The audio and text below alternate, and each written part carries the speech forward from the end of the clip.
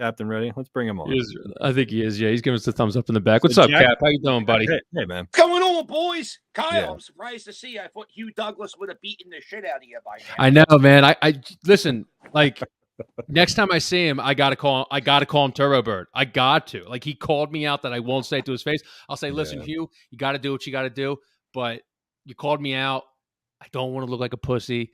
He's 57 now. I don't think he has that 4.7 speed anymore. So if I do it from like a 5-foot distance, maybe I can go Turbo Bird and out. But I gotta stay away from the meat hawks. I mean, that dude probably has hands that are as big as my face. Well, but listen, like I was saying, there was no conference call in the morning where it's like, okay, it's going to be on one side, we're going to do Jack Fritz and James Seltzer and the Philly captain. And then you guys do the anti take, and then we'll like drum up a bunch. No, it's just like two media outlets talking about sports on Twitter. You know, everybody always thinks that there's something bigger at play here. I'm like, I promise you, it's just we wake up and it's like, here's what I got in the queue, you know? So listen, I'm in a group chat with the Fandemic guys. Oh yeah. And on Thursday, after the Marlins game where Trey Turner fucked up everything, in our group chat, we were talking about how bad Trey was going to get booed because he had a horrible series against the Pirates. And then he blew the Marlins game. So he had a bad week on the road. So I just thought, instead of booing him, let's applaud him, because I want to go to the playoffs. I don't know if you guys remember, the playoffs last year were a lot of fun. I do. I think that this next 2 weeks make or break the Phillies. And I go to every game, and I just wanted them to win. If we have like an 11-game homestand now, or a 10-game homestand, if we started off the homestand booing Trey Turner, you could just tell by his body language. You could just tell by the way he was on the field. He was in his head. I don't know if he's still in his head, but he was really in his head. So I knew if he got a weekend of just the boo birds coming out and booing him, the season might have been over. And I really wanted to go to the playoffs. So if we could help him by just clapping a little bit, which I think we might have done, I think that's why it was a good thing we did. Well, does Aaron Nola get a standing ovation the next time he comes out? No. We break the we don't do this. We don't do this all the time. That's kind of hypocritical. He's struggling too. Trey Turner is in the beginning of a 13-year contract. I want him to be comfortable. I want him to feel good. I don't care about Aaron Nola. He's not going to be here next year. Aaron Nola, there is a good chance that Aaron Nola is back here for 5 years next year. Because of that new price tag? I don't know. It's okay. So no, we don't. We still don't clap for Aaron Nola. I think that's a little hypocritical there, Cap. It's not hypocritical. It's my fucking idea. You can't tell me I'm a hypocrite because I said we're going to clap for fucking Trey Turner and not Nola. No, we're not clapping for Aaron Nola. Not now. Your face is turning into your banner behind you right now. I kind of fucking love it. I get fucking look. We don't clap for the players. We're the Phillies fans. We boo people. We did something nice one time, and that's it. Next year, we might break it out again next year if we need it. But I don't think we do it ever again for at least a year or two. But wait, real quick, Captain, was this your idea, and did Jack Fritz co-opt it and take it, or were you guys in cahoots? I don't know who Jack. Jack Fritz is a WIP guy. I don't know what show he's on. I have no communication with Jack Fritz. I know Jack. I made a post on Instagram, and it went crazy on Instagram. So I don't know if he saw my post and took it. I don't care. Look, he has a bigger platform than me. If he stole it and made it a bigger thing and used his platform to get people to stand up for Trey Turner, I'm all for it. The Yo-Cuz was a great way to start. I think it really hooked people. Oh, yeah, Yo-Cuz. Yeah, I just didn't. I wanted to relate to my people. I didn't want everybody. Just Yo-Cuz. That's just us Philly folks. But I think what Captain hit on there. Sorry, Kyle. Looked like you had a point real quick. Is that these are different scenarios for different people. Wow, what a hot take that is. But look through the last 5 or 6 years of this, right? Okay, let's go to Alec Boehm. A lot of people are talking about the Alec Boehm situation from last year, right? Mm-hmm. What was the difference between Alec Boehm and Trey Turner? Alec Boehm said, I fucking hate it here. took accountability for whatever, then the Mhm. fans were all behind him or whatever. Trey Turner, in his comments, what he said prior to this past weekend, he was very accountable for all of the struggles that he's had too. So I think fans took that into account and were like, hey, this guy's been real about it. You know, it's not like he's like shying away from it or ducking anything. So maybe that was one of the catalysts. He looked like he killed somebody after that press conference at the Marlins game that we lost in that. Seriously, you feel bad. If someone lost their bet on or their live bet on the Phillies, he killed probably someone. That's true. But people go, oh, he's got 330 million reasons. Well, listen, sometimes people just get in the funks and you can't get out of funks, and you get a pat in the back and maybe it makes you feel better. I don't know. I think it was a good thing. But like I said, we don't do it again. We don't sit. I always question the Alec Boehm thing, because if you go back and you remember, it was a comeback win against the Mets, the hated Mets. I'm wondering what the conversation is like the next day if they don't win that game. If Alec Boehm says, I fucking hate this place, he takes accountability.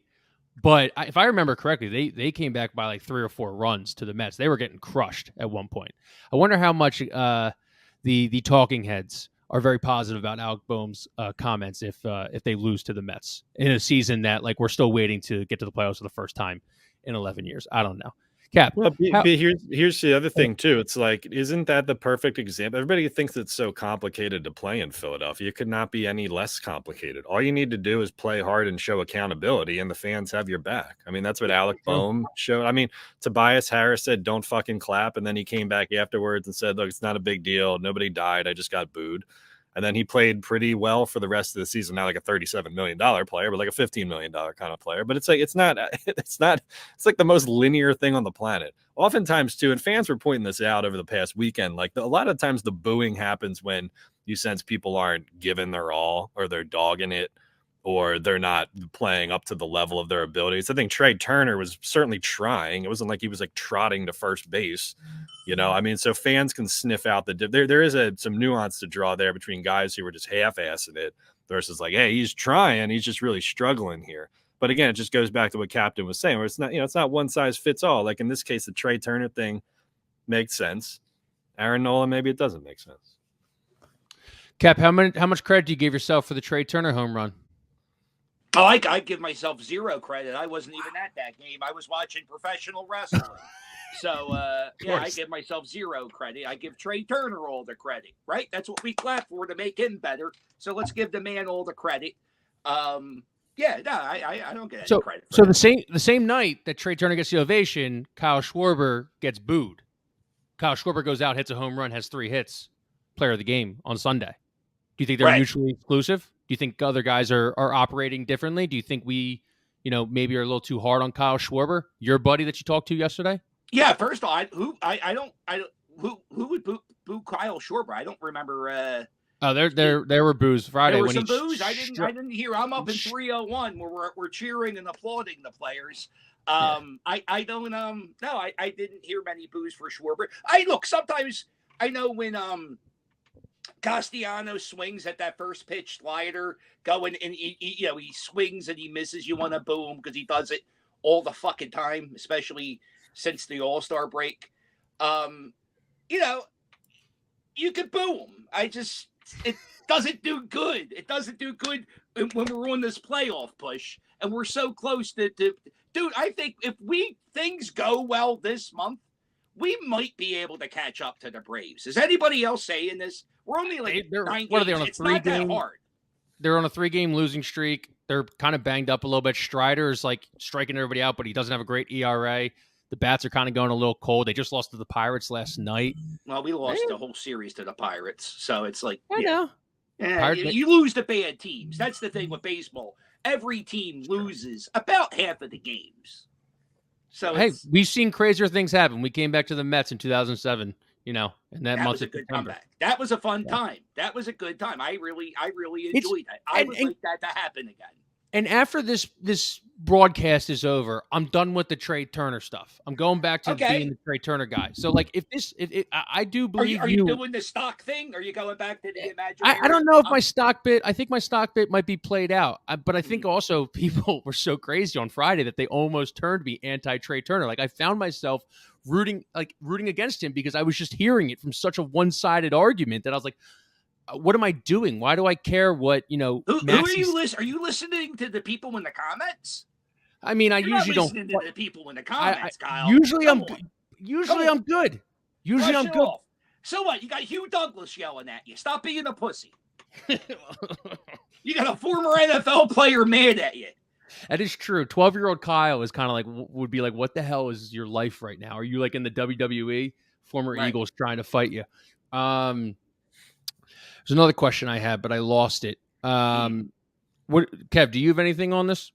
No, let's keep going through the examples. Let's continue the exercise. Markelle Fultz got a standing ovation, right, for hitting a jump shot, right? So again, what was different between, how is his situation different, or was it similar to Trey Turner, where it was like, hey, we got your back, like we know you've been struggling, we know you have this, Jesus Christ, what was it called, thoracic outlet syndrome? You know, I mean, am I weird for thinking baseball fans have more of a say in how they applaud their player? Like, you know how like when a batter comes up to bat, they have their time. Shooting a shot, it's only like 5 seconds of applause. I think baseball is a better sport. You can't really do it with basketball. We could boo the fuck out of Ben Simmons, but like, you know, besides that introduction, there's no real good way to do that in basketball. You're right. There are more ready-made moments in baseball where there are natural breaks in the action, or guys walking up, you know, to the plate or something like that, where you can have those moments. Right? That's not necessarily a thing in basketball or football or other sports or whatnot. But you know, I'm trying to like see if I can find patterns here in these various situations that have happened over the last 5 years. I think people genuinely felt like, hey, this kid's been down in the dumps, like he's going through all these injuries and all this crap. We just want to support him, right? Brandon Brooks and Lane Johnson, again, they kind of opened up about that stuff and they talked about it. And you know, maybe you can say that's, I don't want to use the word accountability when talking about anxiety, but they were open about it and they told people what was going on and people supported them and had their back. Yeah. Right. So people were open about that. There were some people who were like, oh, mental health is fake. You're a pussy. You just like get on with it. Right. I mean, you saw some of that. But I think that's another reason why I felt so bad for Trey Turner is because I'm bipolar and I have anxiety issues. And just like I said, by reading his body language, I knew my guy needed a hug. And I can't hug him because, you know, there's, you know, a security. Your boys with Johnny Mid. So what I can do is applaud for him. And like I said, I have anxiety issues. And I think it's really brave when players come out and speak about it, because I think we all look at athletes, or a lot of people look at athletes like these machines that are just programmed to play sports and not have any emotions. I hear you on that one. That like, I'm not going to play dumb. Like, I don't think these athletes have emotions and have lives, and with a lot of athletes that have spoken out in the last couple of years more than ever. But I also hate the diagnosing of athletes. I hate when people are like, I know this guy's going through something, or I know she's going through something. I think that is so, I just think that's a terrible. But Trey Turner was going through something. You could physically see it in his body. But Cap, like, yeah, he okay. He was going through something, but when people were calling for his head 2 months ago, he was also going through something. Like, I just feel like what I'm talking about, though, the diagnosing of athletes, like, you got to also understand at this time, and I look at Bryce Harper as an example, that dude's just wired differently. He is. I don't think Bryce Harper needs a standing ovation when he's going through a slump. I mean, this is a guy who Bryce Harper. I think he feeds off the booing more than applause. Yeah. And because you look at these guys on the cover of Sports Illustrated, 17 years old. I mean, being the best little league player, being the best high school player, being the best, you know, college player. You're hearing those boos. You're hearing the most insane shit. Like, one of the things, like, I've been to like inner city basketball games when people just line the courts and they're saying, and it's just top recruits playing there, and they're just saying the most craziest shit they can to get into these kids' heads and stuff at like 16, 17, 18 years old.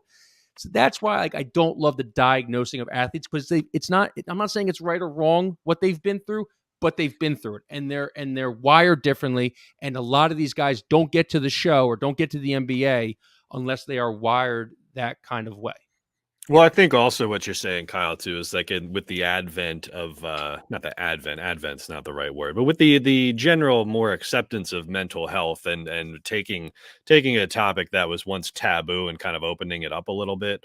Um, generally you have more basic discussion about that where I think what happens sometimes it gets watered down a little bit. People who have real struggles, who have been to the doctor, or who have prescriptions, who need medication for diagnosed the things that they have. I think sometimes it's cheap when you say like, well, I'm depressed or something. Are you depressed, or did you just like stub your toe and spill your coffee or something? Like there's people who have real issues, and let's treat those as real serious issues versus just slapping a generic mental health label on something, right? I think it cheapens it for people who actually do have real issues and going through shit. You know what I mean? So that's like the one distinction you have to draw there. I also think too, sometimes people just throw it out there generically, like mental health, and then you can never.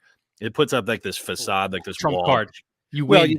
right, because then you can't criticize anybody at all, and it's like, all right, I get it. I'm like sensitive to that kind of stuff, but also let's not use it as some defense, some impenetrable defense or whatever, But I think like the to wrap it up, man, I think Philly sports fans are a little bit more sensitive to the athlete side of it.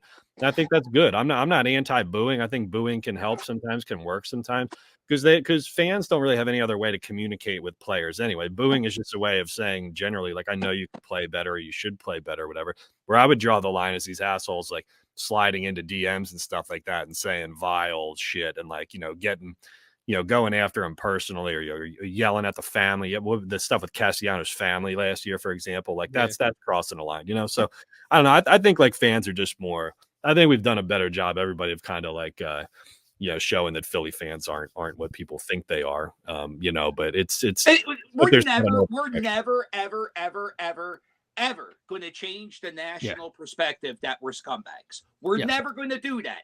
So fuck them. Let's not worry about them. Let's just do what we got to do. If we got to cheer, we cheer. If we got to boo, we boo. Fuck it. If we see a skinny Santa Claus, we will pelt that motherfucker with snowballs.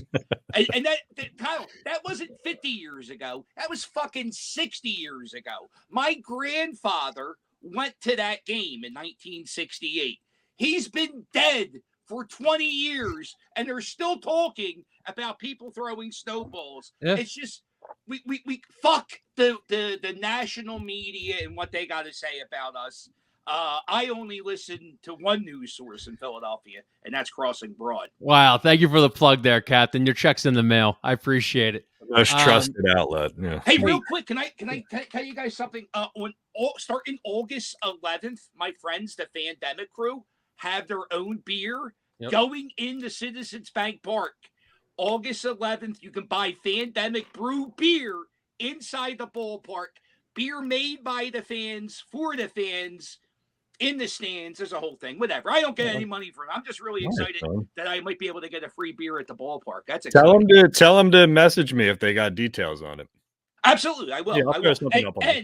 And Kevin, I gotta tell you, I never get mad at people bullshitting with like you guys. Like I always see people yelling at Kyle, and it makes me so happy. But when that jerk off said that you guys do lazy reporting on local media, I lost my fucking mind, because there is nobody who reports on local media like you. And I love every fucking local radio broadcast thing you do, getting us the inside. So I love that stuff. And when that guy called you lazy, I wanted to spit in his face.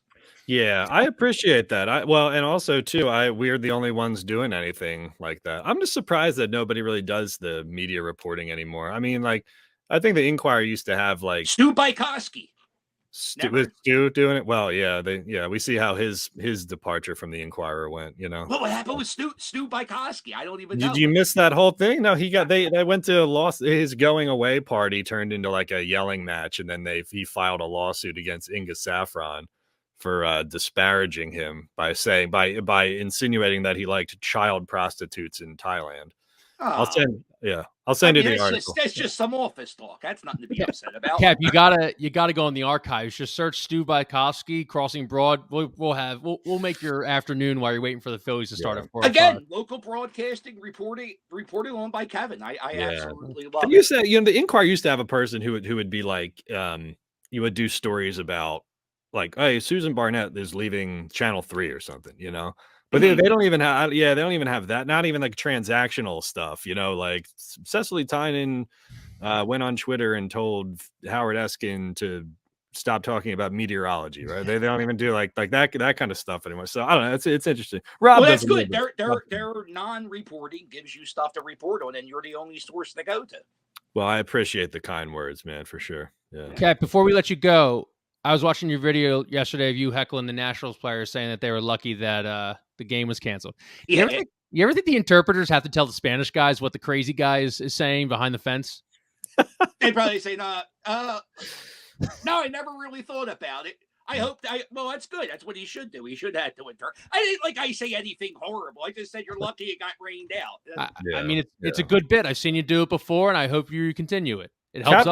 Captain's a good trash talker because he doesn't have to use like vile language and you know, go to the lowest common denominator kind of stuff. You know, he's effective. I do drop a dickhead here and there, but the dickheads do go viral from time to time. But that's a hello in Philadelphia, right? If you just if you keep it PG-13, they usually the clips usually do better. Plus, the children watch me. Can't have the kids curse. Well, I think I watched the video of you riding your bike and some dickhead car almost ran you over, and you called him a dickhead. I think I watched that 5 times in a row. I don't remember where that was, but that's the one where I almost ran over a guy because he was walking in the bike lane. Oh, you almost ran him. Okay, I knew there's something like a bike but lane. He was on Kensington Ave, so people Kensington Ave they don't walk in the pavement because there's homeless encampments everywhere, so people walk in the bike lanes. But the guy was, he was a little high, and he was, going to get the fuck out of my way. Get out of my way, dickhead! I'm riding my scooter here. Kat, we appreciate you coming on, my man. I have fun. You going to the game tonight? Going to doubleheader? I'm going to both games tonight. Let's go. I've got to leave for the ballpark in about an hour and a half. 7 hours of baseball. I can't think of anything. Commercial free. All right. Well, thanks, dickhead. We'll see you. All right, boys. See you, dickheads, later. Go Phillies. See ya, dickhead. Yeah.